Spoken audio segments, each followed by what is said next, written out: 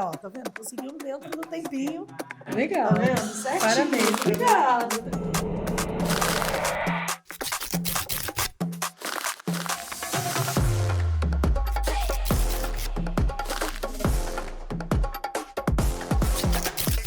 Olá, bem-vindos a mais um episódio de Roda de Café. Hoje a gente vai falar sobre um tema muito mal compreendido, né, e muitas vezes mistificado, né, que é o processo de internacionalização e M&A para estratégias de globalização e scale-up de startups globais. Hoje eu tenho o prazer de ter aqui duas pessoas que são sumidades nesse assunto. Alon, fundador da Pipeline Capital, e Sandra, da Latam Scale-up.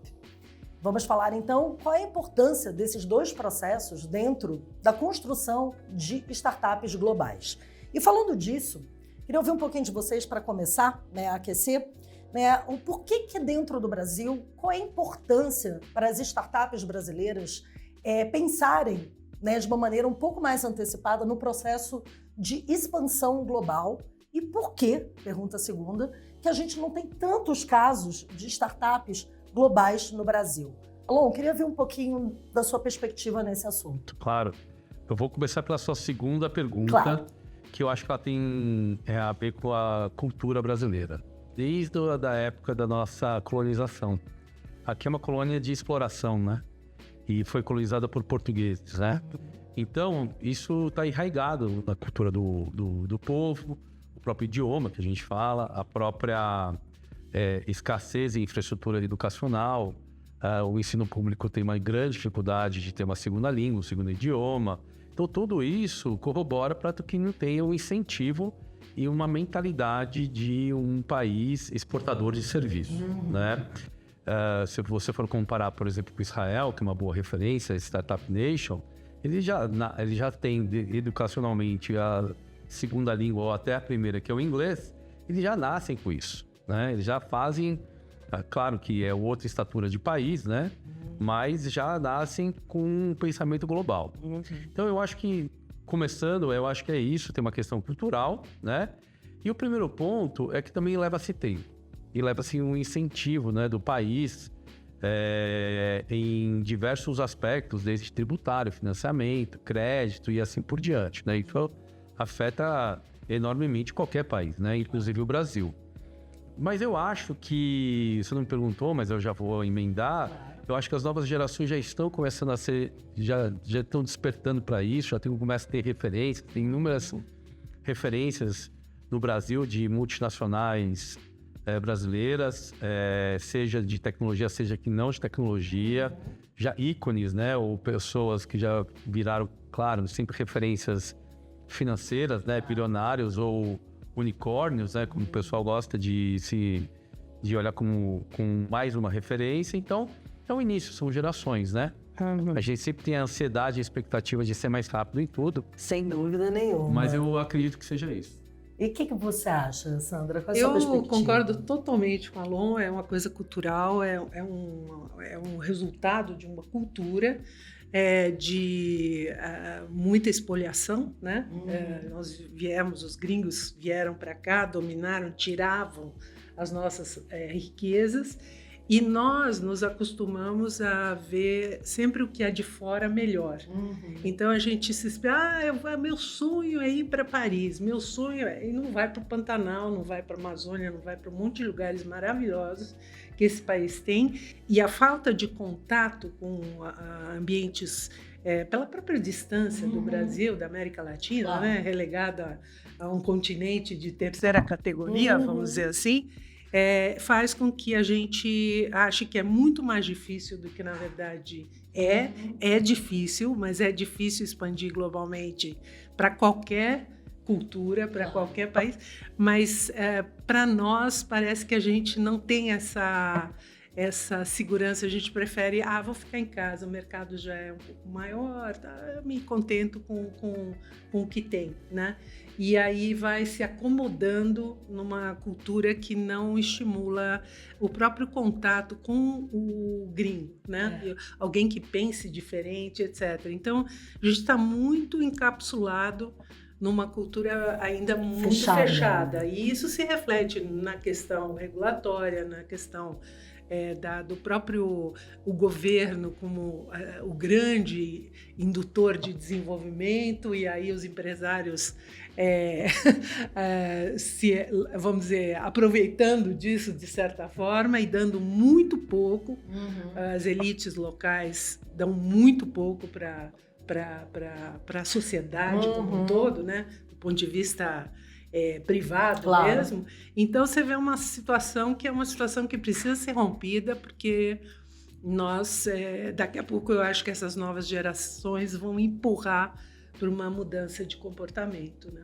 É interessante esse ponto de vista, né? Porque o que a gente vê, né, até nos nossos irmãos na América Latina, né, isso não é uma verdade, né? Você vê uma startup do Chile, uma startup da Argentina, eles já nascem muito mais numa perspectiva de internacionalização do que no Brasil. Você pega o próprio mercado livre, né? Até porque eu acho que é uma questão também de tamanho de mercado, né? E eu acho que tem também a questão da barreira de linguagem, né? Porque talvez o movimento inicial seria a gente expandir, né, para a própria América Latina, e nem isso a gente pensa, e é uma mentalidade que está começando a mudar agora, né? E pegando um pouco desse gancho, até, Sandra, do que você falou, você acha que existe um momento certo para se internacionalizar? Do ponto de vista assim, do fundador, ele já deve pensar a startup dele, né, quando ele está concebendo ali a ideação dele, já pensando numa internacionalização, ou não tem um momento correto para isso? Eu defendo a ideia de que do momento zero a pessoa precisa, vamos dizer, encontrar uma solução para um problema X, que é a startup dele, né? É o dela, e tem que pensar internacional, ou seja, já tem que se comparar ou verificar tudo que está sendo feito internacionalmente e subir a régua, né? Subir a régua mesmo, pensar, ok, aqui no Brasil ninguém está fazendo, ok, posso até ter sucesso, sim ou não, mas a minha régua está lá em cima, com os grandes players, né? Se vai conseguir ou não, isso depende de tantos fatores, sim, que não é o coisa. Mas se você tiver essa mentalidade, você já começa a pensar, pô, mas espera, eu não falo inglês, não falo espanhol, eu nunca fui para fora, nunca fiz um intercâmbio, nunca touch base, nada, assim, diferente. Então eu preciso me preparar. Claro. E aí, se preparar para... Claro que você não vai nascer internacional, vamos dizer, começar do zero sem testar o negócio, mas a partir do momento que você tem essa mentalidade, isso entrou no teu roadmap. Investidores, o próprio mercado, as pessoas vão se relacionar de uma forma diferente, e isso vai impactar muito a vida do fundador. E pensando no processo de M&A, Alon, assim, como que você enxerga esse processo dentro da importância de uma startup para ela se tornar global? Como isso realmente pode ser o catalisador, né, e um caminho estratégico para uma startup internacionalizar? E 2, existe um momento correto? Eu acho que internacionalização ela tem a ver muito com a maturidade do empreendedor. Quando o empreendedor ele está fazendo sua primeira aventura, digamos assim, ele normalmente tem uma certa dificuldade em entender o mundo global, mesmo ele consumindo ferramentas globais, né? Hoje, por exemplo, você vai usar inteligência artificial, você usa uma NUS, que é uma chinesa, e você usa as americanas, e você usa algumas europeias, então o seu próprio ferramental já é global, né? Sim. Mas, por tudo isso que a gente acabou de dizer, ele primeiro se arrisca onde ele se sente mais confortável, né? E tem uma vantagem até de uma certa maneira no Brasil, que é um ambiente meio hostil, né? Para você entender. O Brasil não é para iniciantes. Não é para iniciantes. Então, se você consegue superar e vencer aqui, é um bom primeiro estágio de um jogo de tabuleiro global, né? Mas depois que você passa por uma experiência, isso é o que eu vejo comportamentalmente nos empreendedores brasileiros, né? E eles conseguem vencer, começam a ter um olhar mais global. Eles já tiveram algum contato com investidores globais, que que fizeram os approaches com eles e que tiveram sempre todo o playbook, né, na hora de um exit ou na hora de captar qualquer investimento, né? Então isso está diretamente ligado à maturidade e também visão do mundo, né? Sim. Então, eu acho também que vai depender muito de como é a empresa e a natureza do negócio dela. Vou te dar um exemplo que eu estava aqui pensando, que você pode ter uma empresa que pode criar um serviço aqui, desenvolver aqui E ela pode ir globalmente, não necessariamente fisicamente em cada país. Sim. Então, se você for pegar, por exemplo, me veio à mente aqui a Wildlife, né, que é uma empresa de games. Ela pode fazer um game e pode colocar em todos os lugares do mundo, né? Só fazendo as adaptações de idioma, né? Sim. E também o processo de adquirência, tem uma questão tributária, mas ela não necessariamente ela precisa ter a sua sede em um time local. Isso é um exemplo. Tem outros exemplos, como a Pipefy, que é outro conhecido. O próprio Stripe. O Canva. O Canva. Tem inúmeros, né? Então, quando você é software e você consegue, através de um país, atender o mundo, de uma certa maneira é mais fácil, mas você tem uma visão global de mercado, né? Que é diferente de prestação de serviço. Que você precisa fazer implementação local, que aí, por exemplo, o M&A ele é muito convidativo, né? Em vez de você fazer um crescimento orgânico, ficar fazendo as contratações locais, aprender localmente a cultura e o mercado, é muito mais fácil você comprar uma empresa local. Sem dúvida nenhuma. Então, uma forma de aterrissagem, de landing, é fazer um M&A. Principalmente para países que são mais, digamos assim, adversos, seja culturalmente, o idioma, tributariamente, que no caso, por coincidência, é o Brasil. Não, coincidentemente é o Brasil, né? Você diria, então, que para uma startup, principalmente de serviços de fora, a questão do M&A, para uma expansão, por exemplo, no Brasil, é uma estratégia que sem dúvida. É acertada. A gente vê vários casos aqui de quem vem fazer um greenfield, abre e contrata, a taxa de mortalidade é altíssima. Altíssima, né? Altíssima, é muito mais fácil comprar alguém. É muito mais fácil. E fora que você tem uma vantagem cambial, né? Sem dúvida nenhuma, isso joga muito ao favor. O Brasil, dependendo do mercado que se atua, nós temos aproximadamente 200 milhões de habitantes, mas a gente tem uma questão comportamental que nós somos early adopters, né? O Brasil é um excelente mercado para você testar produto, para você ver comportamento e, em alguns casos, até um próprio mercado relevante, né? Quando você começa a ver, por exemplo, o próprio ChatGPT, né? A OpenAI, ela colocou o Brasil como uma das prioridades. Sim. Porque a gente teve uma adesão muito rápida, né?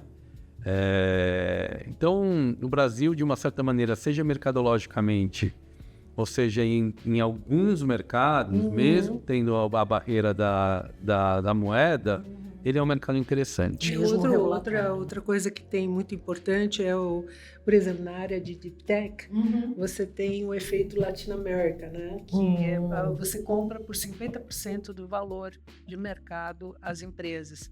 E Deep Tech hoje é um dos grandes motores de desenvolvimento econômico, né? Só que você tem que investir 10 anos, 50... capital intensive e long term. E long term, né? Então, você vai gerar uma quantidade de empregos e de conhecimento que é uma coisa que a gente precisa melhorar muito, né? E a gente tem muitos recursos naturais, né? Sim. A gente tem quase 60% de lítio das reservas de lítio materiais raros, né? A gente tem um monte de coisa, biodiversidade, etc. Biomas diferentes. Então, até recentemente eu trabalhei junto com o pessoal lá dos Estados Unidos num estudo de Deep Tech para a América Latina, onde a gente propõe zonas econômicas especiais, tipo uma zona franca de Deep Tech, vamos dizer assim, para você poder, durante um tempo,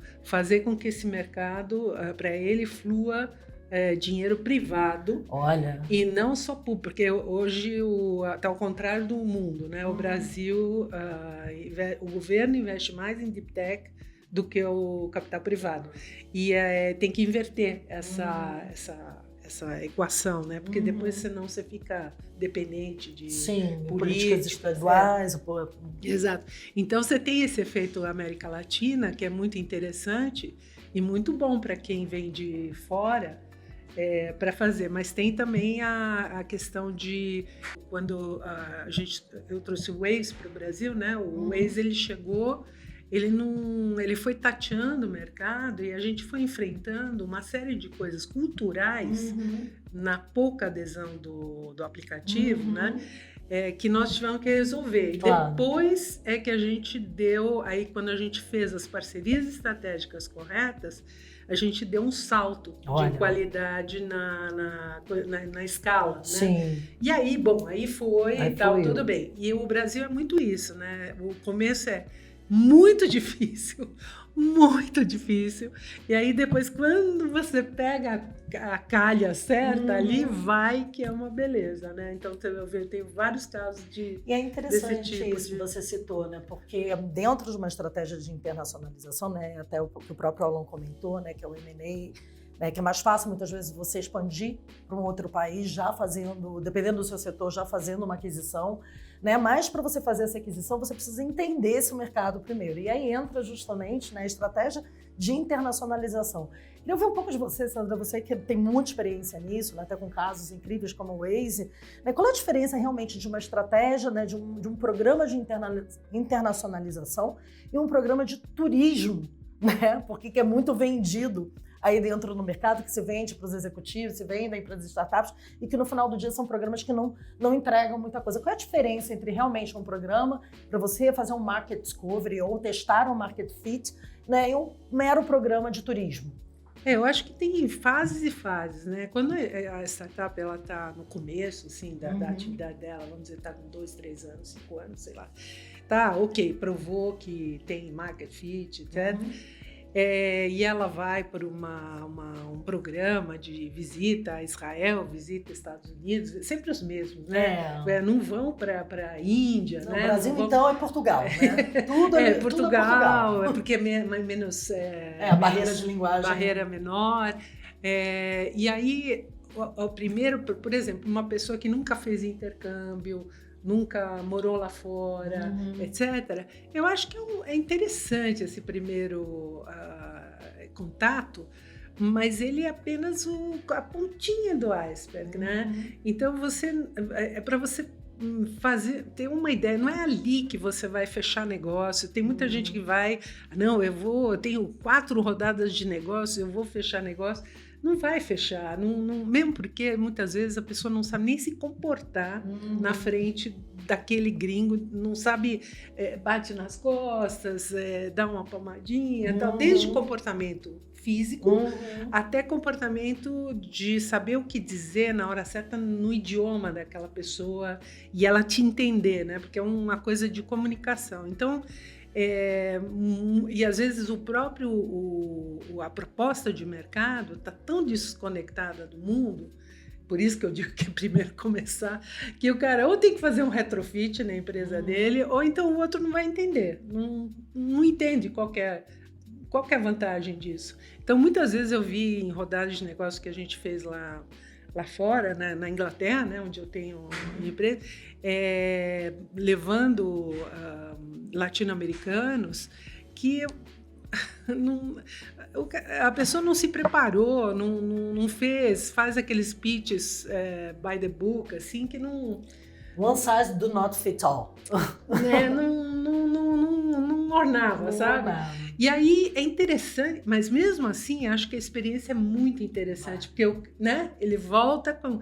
Pera, esse negócio é mais complicado. Aí ele depois começa a ir e tal. Agora, quando realmente decidiu, ok, eu vou começar a tatear o mundo exterior, fora do meu país, bom, além de por que aquele país, por que não escolher porque a tia mora não sei aonde, a mãe nasceu não sei o quê, meu passaporte é europeu, essas coisas não podem ser motivos de pontos de decisão, eles são adicionais, pontos adicionais. Mas quando ele decidiu, o parceiro estratégico, ele tem que buscar um parceiro estratégico para levar ele para entender esse mercado sob muitos aspectos, muitos pontos de vista. É como se você estivesse fazendo um mergulho. No caso do M&A, você não chega fazendo M&A logo de cara, né? Você tem que entender. O M&A é excelente, né? Mas muitas vezes ele não está nem preparado para o M&A, né? Como é que você vê isso, isso Alon? que eu Tem um queria ponto jogar para ele falar. Como é que você vê também esse impacto de diferenças culturais, né, dentro de um processo de M&A, pela sua experiência? Como é que vocês conduzem isso? O M&A ele depende muito da maturidade da empresa e diretamente do empreendedor que está liderando. Eu não acho que o M&A ele tem um tempo certo de maturidade se o empreendedor já passou por várias outras empresas e faz parte do plano de negócio dele já desde o D0 fazer o M&A, né? Agora, vai depender muito da categoria, da indústria. De novo, vou dar o exemplo de games. Difícil fazer um M&A de game, né? Não, você vai entrar num outro país e você precisa fazer um landing lá, você vai comprar um outro estúdio para fazer isso. Não necessariamente faz sentido você fazer isso, né? Então, vai depender muito do setor, vai depender muito também do regulatório, que é outro ponto muito importante. Então, quando você começa a falar geograficamente, você tem 2 planetas. Você tem o Ocidente e o Oriente. São absolutamente distintos. Nossa. Né? Então, vocês estavam comentando aqui sobre o turismo de negócios, digamos assim. Eu acho que as pessoas vão, por exemplo, para a China, mais para entender comportamentalmente o que acontece lá, para depois, como fosse um discovery, para depois ver que tomada que eles usam, né? Eu digo que as pessoas vão visitar o mundo para ver qual tipo de tomada tem, né? Tem, é verdade. A cultura, de fato, é um desafio, né? Nessas negociações, né? Em tudo, em todos os sentidos. Todos os sentidos. Você fazer um M&A com um americano é diferente de um latino e diferente de um alemão. Em que sentido? Em todos. Todos. Vai desde o espanhol faz negócio na mesa do restaurante. Olha. Americano é na mesa de reunião, né? Francês é um pouco parecido com o espanhol, né? Brasileiro, totalmente diferente também. Ancora o preço lá embaixo, que você já sabe que vai ter uma negociação, é latino, né? Também tem coisas assim interessantes, né? Os latinos, eles têm um problema com fracasso. Enquanto, por exemplo, o Israel, se você nunca fracassou na vida, você tem algum problema na sua trajetória profissional. E como um escritório de M&A, ele pode ajudar realmente o empreendedor, né, que está já pensando nessa estratégia? Como ele ajuda? Vocês trabalham com frameworks? Explica um pouco mais, né, porque eu acho que tem muito da nossa audiência que não entende muito, né, o que é e por que ter um apoio para a M&A. Perfeito. Então, primeiro que a gente trabalha com empresas de diferentes envergaduras. Se você pegar uma empresa que já está no estado mais maduro e já tem um outro porte, já tem funding, já tem uma governança estabelecida, é uma outra visão que a gente chama mais de buy side. Né? Então, já tem lá um plano já mais avançado, então é outra maturidade. Então, a gente está mais numa posição de executor do que de colaborador da estratégia. Agora, se você pega uma empresa mais early stage ou scale up, ou indo para um scale up, a gente colabora muito até com a modelagem financeira do negócio, olhar o tamanho do mercado, provocar sobre tamanhos de mercado, sobre para onde tem que ir, sobre como que é o investidor e de que país, como é que ele olha uma visão mais global. Então tem aí uma parte mais provocativa, mais educacional, né? Isso é um diferencial que a Pipeline tem, né? A gente atua também com empresas de scale-up, que a gente olha muito a jornada do empreendedor. Porque todo empreendedor ele tem vários ciclos ao longo da vida. Então, antigamente, o ciclo de um empreendedor numa empresa era de 10 anos. Né, do início ao fim, né? Hoje tem diminuído esse ciclo, mas tem vários ciclos, né? E aí a gente entende que toda empresa, ela tem um ciclo finito também. Sim. Então a gente até diz que M&A is the only way, é o nosso tagline, e toda empresa tem um fim. Não tem mais sucessão em uma longevidade. É meio difícil de pensar que a Apple vai ter um fim, ela vai ter um fim. A gente não sabe daqui a quanto tempo, né? Mas ela terá. Então você imagina uma empresa menor, né? E o fim dela não é o encerramento dela, alguém vai comprá-la e ela vai acontecer alguma coisa. Se ela não for comprada, ela vai comprar alguém. Não, ela vai morrer. Ela vai morrer, não tem muita alternativa. Eu estou racionalizando, né? Nenhum ser humano pensa quando nasce que vai morrer. Quando você começa a pensar na finitude, você muda a sua perspectiva. E a empresa é a mesma coisa. Então, quando a gente começa a trazer essa consciência, linha de vida, o relógio do empreendedor, é bem provocativo, né? Então, eu falo assim, vamos para qual mercado? Também temos que saber excluir, né? Escolhas são renúncias. Para qual mercado eu não vou e para qual mercado eu vou? Sim. Né? Então, vamos começar talvez com a América Latina, vamos talvez aprender com a América Latina, que é um bom lugar, é mais perto, talvez o investimento não seja tão alto quanto ir para os Estados Unidos ou algum país da Europa, ou o Oriente, que é mais desafiador ainda. Exato. Tem o leste europeu. Tem o leste europeu, que é muito parecido. Excelente celeiro, né? Mas tem que dar baby steps, né? Vai depender, de novo, assim, muito da maturidade e ter essa consciência de ciclos. Interessante isso, né? E do ponto de vista, né, você tem um empreendedor, né, que não está no Brasil, que eles querem vir para o Brasil, ou um investidor, né, querendo investigar alguma empresa para investir no Brasil. O que vocês imaginam como, primeiro, oportunidades e 2, desafios? Se for um investidor, ele tem que realmente touch base com pessoas de confiança no mercado, que tenham reputação e tenham muita vivência de negócios. Ter montado empresa, quebrado empresa, o que for. Enfim, a experiência com negócios e a experiência internacional e compreender as duas culturas, né?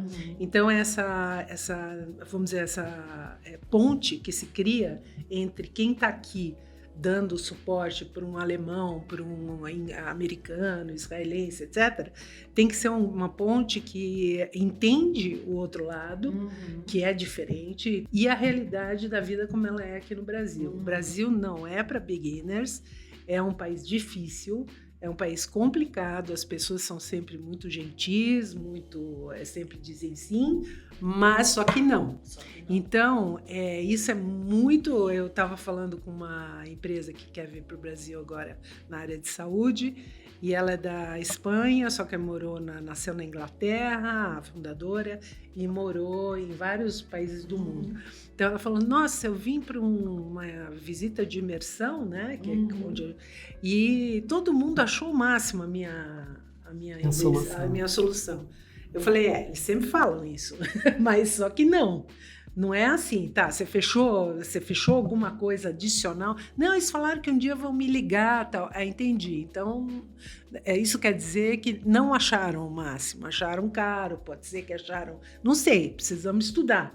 Então, esse tipo de vamos dizer, apoio, ele precisa ser um apoio transparente, um apoio que fala exatamente a vida como ela é, para a pessoa poder tomar decisões e ver se ela realmente quer vir para o Brasil. E vir para o Brasil significa pensar longo prazo também.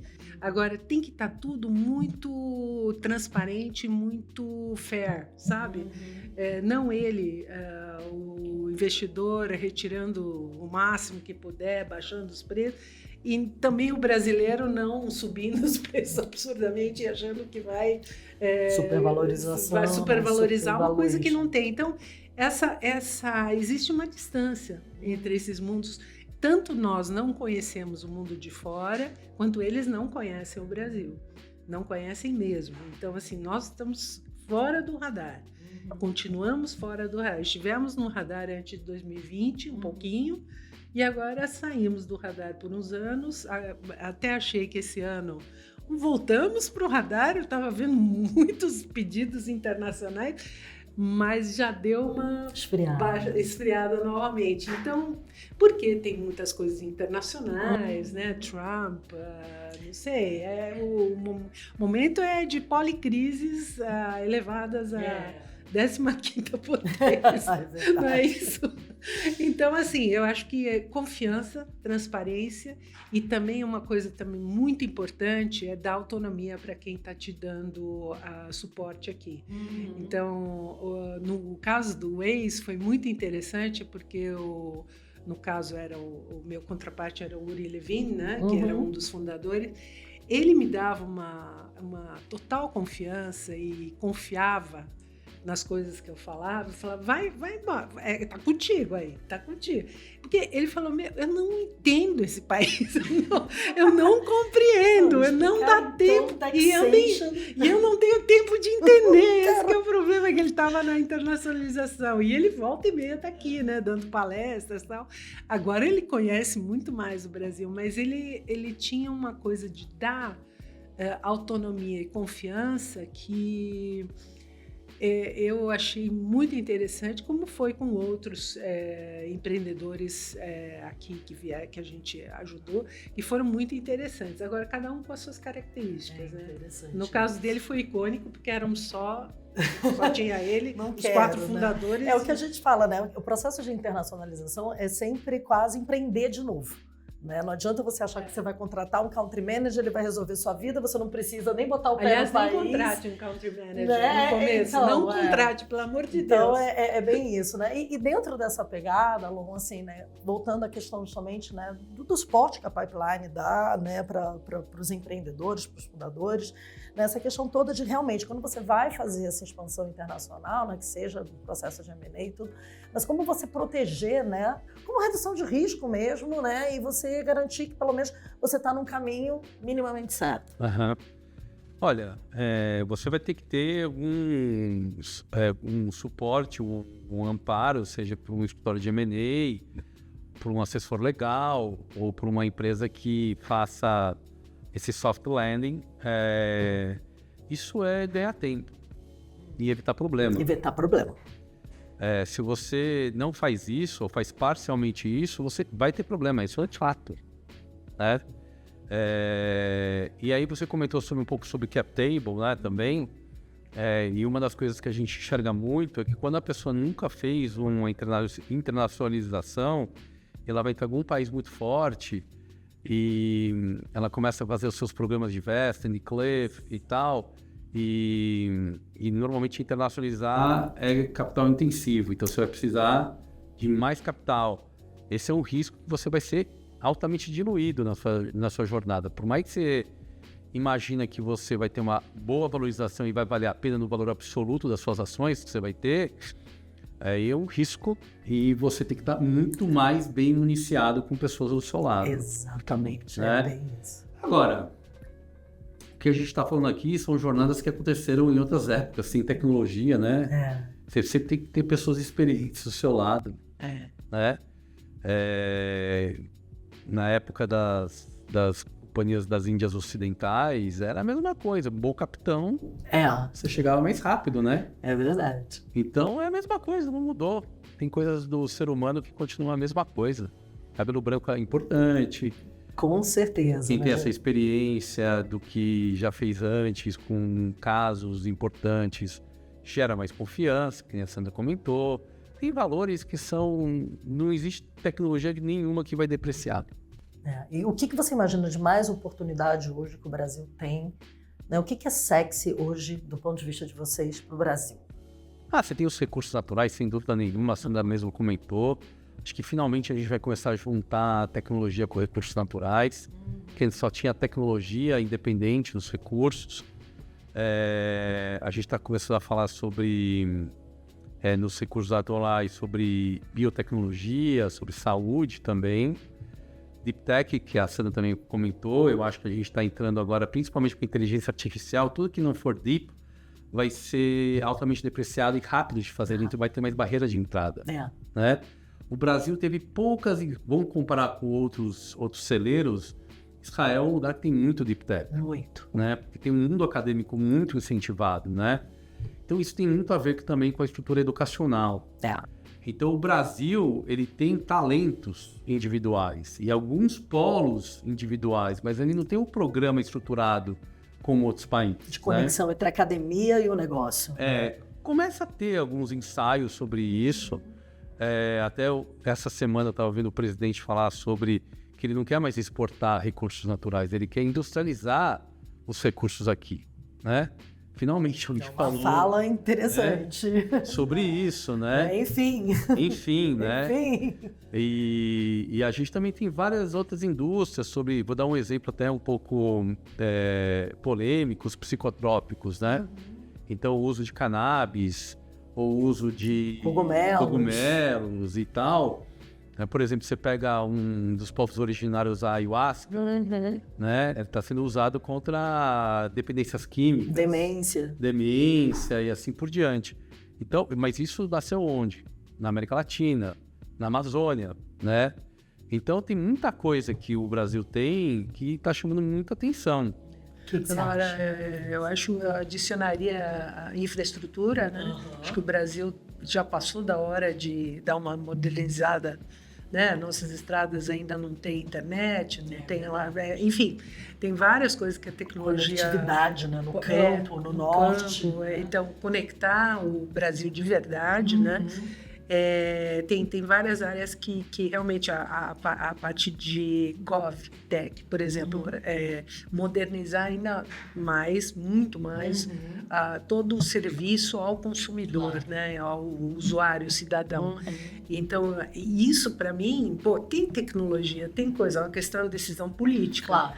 Mas dá para fazer. A gente já deu um banho, assim, nossas urnas eletrônicas são um exemplo. Assim, Pix, o Pix até que tem, né, em outros países do mundo. É que aqui a gente... É que o sistema financeiro brasileiro é muito avançado. Do mercado da inflação, né?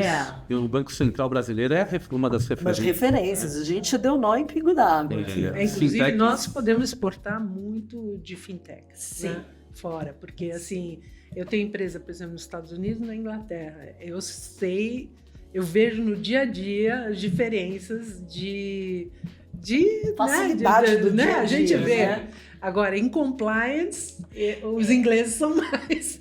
Então, assim, mais que os americanos. Então, assim, tem coisas que a gente tem muito boas, a gente pode expandir com facilidade, outras que a gente tem o potencial, porque a matéria-prima está aqui, falta conectar, né? Conectar essa universidade, o centro de pesquisa, a iniciativa privada tal, e fazer perceber e confiar que o Brasil é uma alternativa muito interessante para os próximos anos, que dá para você desenvolver muita coisa, né? Tem muita gente suficiente, quer dizer, tem muitos doutores, né? Dá para fazer muita coisa. Agora, turismo, por exemplo. Turismo é outra área que a gente tem que melhorar, né? A forma de chegar nos locais. Até o próprio turismo sustentável, né? Quer dizer, é uma pegada que o Brasil tem bastante potencial, né? Mas você precisa profissionalizar isso. Ela precisa de tech, né? Ela precisa de muita inovação para poder ser mais eficaz. Então, tem muita coisa para fazer aqui. A gente percebe, nos últimos 5 anos, algumas indústrias crescendo e amadurecendo muito. Por exemplo, o e-commerce, né? Por causa da pandemia, todos os países tiveram que acelerar sua adoção comportamental. Agora, por exemplo, há 5 anos atrás você fazia uma compra, dificilmente uma loja entregava em menos de 24 horas. Agora quase todas entregam. É a barreira logística, né? A barreira logística, ela mudou radicalmente e não depende mais de nenhuma estatal, que no caso eram os Correios. Exato. Né? E você vai... Hoje a gente tem um evento e tem uma empresa chamada E-Commerce Brasil. É o maior evento do mundo de e-commerce, é no Brasil. É no Brasil. Né? Nossa. E você tem inúmeros... A gente tem um mapa, a gente faz uns estudos da pipeline que chama Escape Report, por verticais. A gente tem o Escape Report de e-commerce, que a gente faz coincidentemente com o E-Commerce Brasil, há 5 anos. E a cada ano aumenta a quantidade de empresas em aproximadamente 15%. Nossa! Então, a última, ela tinha 1.600 empresas, digamos assim, com algum porte, né? E você vai vendo onde que mais cresce? Infraestrutura.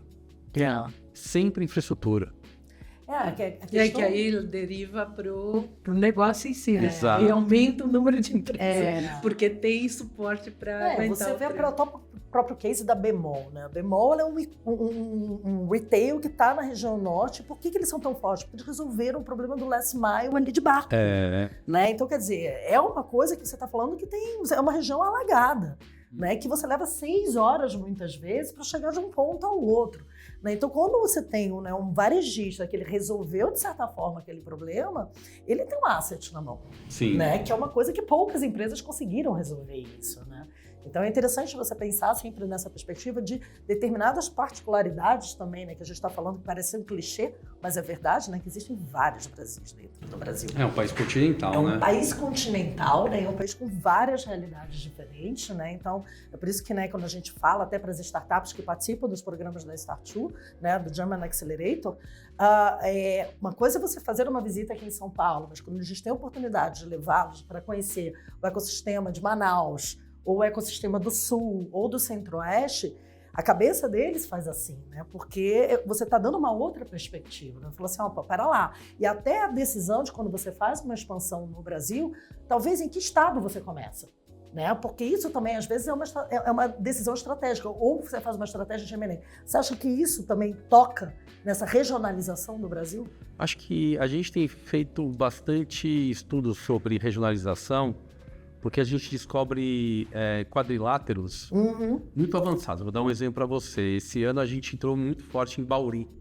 Bauru? Aí você vai assim, Bauru? Então. Lá existe um quadrilátero que você vai pegar Marília, Bauru, Botucatu. Tem algumas cidades ali que a gente até fez um escape report com uma associação local de empreendedores. Que a gente levantou, se não me engano, 400 empresas, né? E aí você vai visitar essas empresas, muito orientadas ao agro, por um lado, pela cana, E eu entrava nas empresas, assim, não é possível que isso existe aqui. Nossa. Uma empresa de segurança, por exemplo, que eu comprei lá para um condomínio que a gente tem, que coincidentemente era em Bauru, eu fui visitar essa empresa. E você fala assim, em Bauru tem uma empresa dessa. Por que ela tem, né? Porque lá tem um cinturão acadêmico. Sempre a academia... É verdade, faz sentido. A academia, ela sempre incentiva. Eu sei que está mudando a forma das pessoas aprenderem as coisas, né? Mas ainda ela coloca alicerces ali. Então, vou dar outro exemplo. São José dos Campos. Principalmente pela área de aviação, da Embraer. Você tem o e Parque do ITA. Tecnológico também. É incrível. Lá tem um negócio chamado PIT. É o PIT, é o Parque Tecnológico de São José dos Campos. Exato. É incrível. Aí você vai para São Carlos. São Carlos, é impressionante. Bioeconomia e biotecnologia em São Carlos é incrível. Então você tem, assim, Ribeirão Preto, é outro lugar. Então você tem polos. Esse ano também, há 2 meses atrás, eu fui lá no Instituto Caldeira. É impressionante, em Porto Alegre. E aí você vai para Floripa, que é uma mini Califórnia, digamos a CAT, assim. A CAT, é incrível, A gente começa a mencionar aqui, aí tem Manaus um pouco ali. O CBA em Manaus, que é o Centro de Bioeconomia da Amazônia, que é o maior da América Latina, né? Impressionante o trabalho que eles fazem lá. Né? Então, realmente, o Brasil ele tem essas... Tem. Né? E entender isso também eu acho que é importante, né? Na estratégia de expansão. As pessoas não têm... Por isso que eu digo, quem quer vir para o Brasil... Estuda um pouquinho o Brasil para poder entender com quem que ele está falando. Né? Porque, e essa coisa do soft landing, por exemplo, em regiões, sim, por exemplo, dependendo da área de atuação da empresa, é muito melhor ela fazer um soft landing, por exemplo, no Rio Grande do Sul, do que em São Paulo. Porque dependendo do setor, ou no interior, ou em Recife, ou não sei... enfim, você tem um porto, você precisa de Recife, né? Porque eu preciso, dependo do porto. Não é dito que São Paulo é o melhor lugar para você estar. Existe esse mito. Né? Exatamente. Interessante. Existe, né? Existe. Vai ser isso em qualquer lugar, né? Você vai para o México, também. Tem Monte Rey, por exemplo, que é uma referência. Colômbia não é DF. Não é DF. A Colômbia tem Medellín. Você tem Guadalajara, né? Todas as empresas estão exato. em Guadalajara, no México, né? Você tem as Big Techs estão em Guadalajara, não estão nem em Monte Rey, nem em DF. Né? Então você tem essas particularidades. Mas gostei da coisa do mito, porque eu acho que assim, esse assunto ele é muito extenso. E acho que a gente está chegando no final. Eu queria, assim, fazer pergunta rápida, né? Mito e verdade sobre M&A.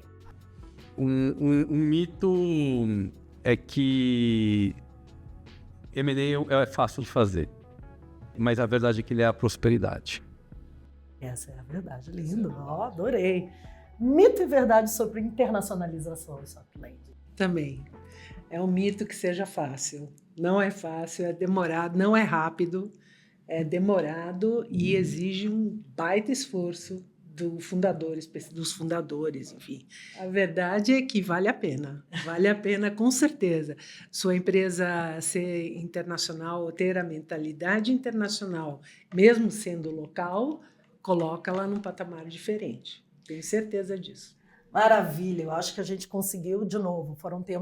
São 2 temas muito complexos. Eu acho que isso aqui é o primeiro episódio, a primeira pontinha, né, do início da prosa de uma roda de café que vai, eu acho que, se desdobrar em muitas conversas. Eu acho que são assuntos que dão muito pano para manga, como a gente diz aqui no Brasil. Queria agradecer muito a presença da Sandra, a presença do Alon, né? Eu acho que são 2 pessoas que ficam aí referência, né, para quem quiser conversar, né, depois um pouquinho com a Sandra, um pouquinho com a Alon, né? A gente também vai marcar todo mundo dentro do nosso episódio. E queria agradecer mais uma vez pela presença de todos. Obrigada.